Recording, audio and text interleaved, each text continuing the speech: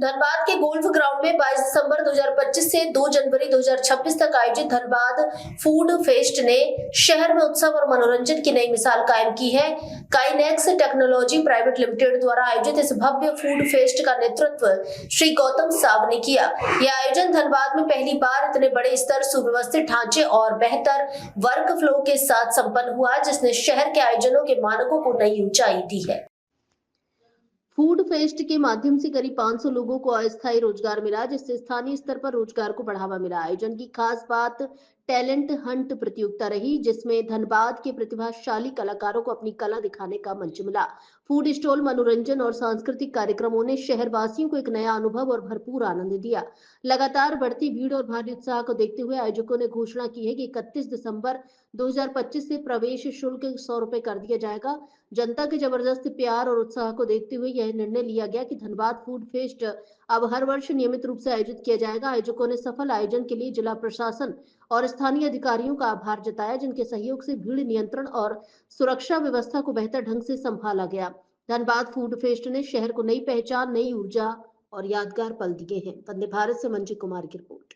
31 तारीख से हम लोग ने टिकट का प्राइस 30 रुपए से बढ़ा के 100 रुपया कर दिया है। इसका मुख्य उद्देश्य ये था कि धनबाद की जनता बहुत ही अधिक मात्रा में हमें प्यार दे रही है, लेकिन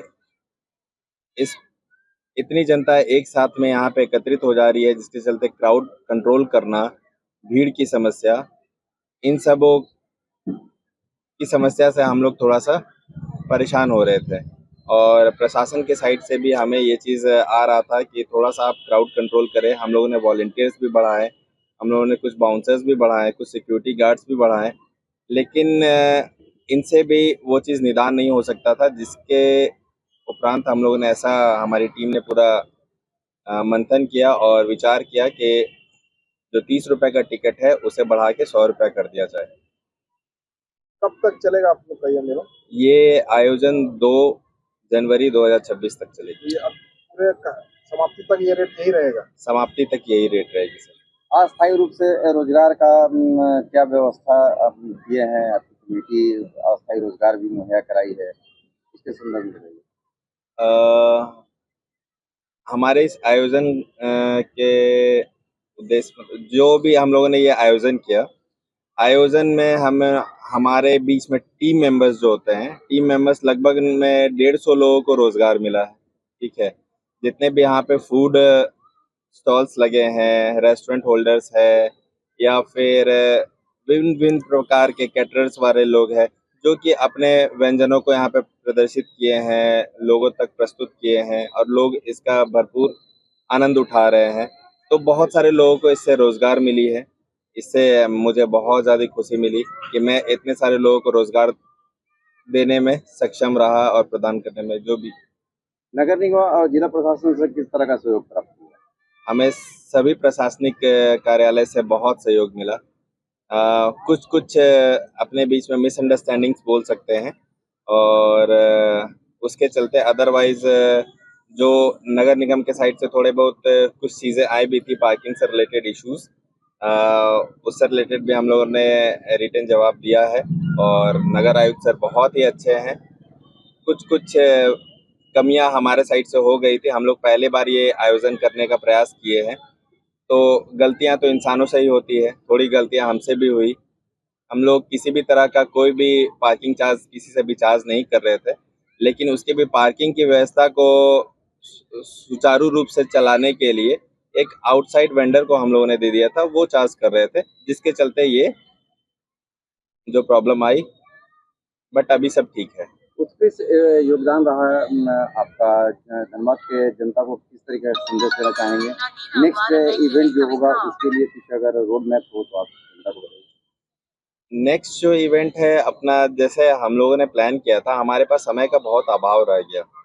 हमें पता नहीं था कि कितने टाइम पेपर वर्क में लगते हैं, कितने टाइम ऑर्गेनाइजेशन को कंप्लीट करने में लगते हैं, जो भी। तो थोड़ा सा अपना टाइम मैनेजमेंट इस पहला साल में गलत रहा, लेकिन नेक्स्ट ईयर से हम लोग भरपूर, मतलब जितना भी हम लोग अभी इस बार आयोजन कर पाए हैं, इससे 70% ज़्यादा अच्छा देने का प्रयास करेंगे। जैसे हम लोगों ने 100% एक बनाया था कि अपना एक पोर्टफोलियो तैयार किया था कि इस तरह का आयोजन हम लोग करेंगे, तो उसका 30% ही हम लोगों ने कर पाया। लेकिन उसके बाद भी धनबाद की जनता ने बढ़ चढ़कर इसमें हिस्सा लिया और बहुत प्यार दिया हमें।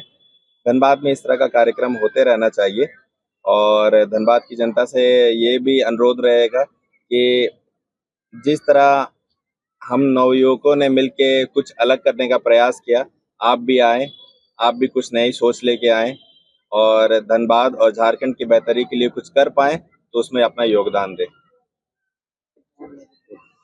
आप प्रेस कॉन्फ्रेंस में भाग लिया, तो आपका आयोजन किस रूप से प्रेस कॉन्फ्रेंस कर रहे थे, किस लिए कर रहे थे? असल में मेरा यहाँ पे काम है कि जितने भी ये स्टॉल्स है या फिर जितना भी वो है या ग्राउंड पे जितना भी काम चल रहा है बेसिकली वो सबको मैनेजमेंट करने के लिए वो मेरे को है देखना है सब कुछ, ये सब अच्छे से चल रहा है कि नहीं, किसको क्या दिक्कत है नहीं है, वो हर चीज़ को देखते हुए मेरे को ग्राउंड पे रहना पड़ता है कि सारा काम अच्छे से एक फ्लो में चले और ये करवाना रहता है। बस यही है। और पहला बार था तो थोड़ा सा डर भी था, होगा कि नहीं होगा अच्छे से, बट अभी तक तो सब कुछ अच्छे से ही चल रहा है। तो अब क्राउड को कैसे कंट्रोल करते हैं? आप ग्राउंड में हैं, जैसे क्राउड पूरी आ कि जाती है, वॉलंटियर्स हो गए या फिर और सिक्योरिटी और ये सब भी है, तो वो लोग रहते हैं मेरे साथ ही रहते हैं और लाइक उनको बता दिया जाता है कि कैसे क्या करना है और लाइक एक बात मतलब आप करने क्या के दिशा निर्देश उसको देते हैं? यही है कि किस तरह का दिशा निर्देश उसको प्रोवाइड करते हैं कि उस पर वो प्यार से बात करो। पहला, कस्टमर को जितना प्यार से बात करेगा वो तुमको उतना ही इज्जत देगा और वो तुम्हारा बात उतना ही अच्छे से मानेगा। पहला चीज वो है।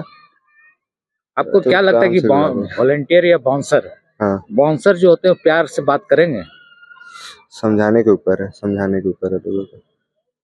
हम जिस तरीके से समझाते हैं वो लोग अभी तक सबसे प्यार से ही बोल रहे हैं और वही इस वजह से क्राउड जो है मैनेज भी हो पा रहा है, नहीं तो अदरवाइज जिस टाइप का भीड़ चल रहा है यहाँ पे तो सबसे मैनेज करना बहुत डिफिकल्ट है। बट हम लोग ट्राई कर रहे हैं अपने ओर से कि सब मैनेज हो और ये हो और अपना लेवल बेस्ट दे ही रहे हैं।